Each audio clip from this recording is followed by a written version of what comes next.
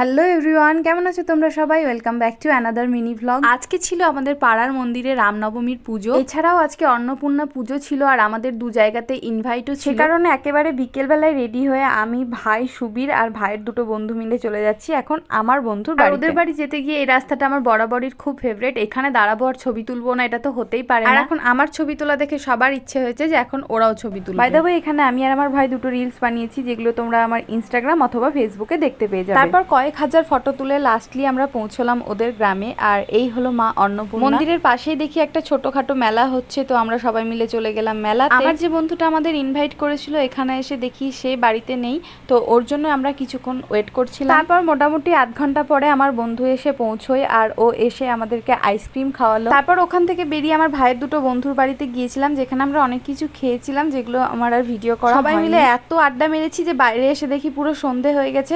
দেখা হচ্ছে নেক্সট ভিডিওতে, টাটা।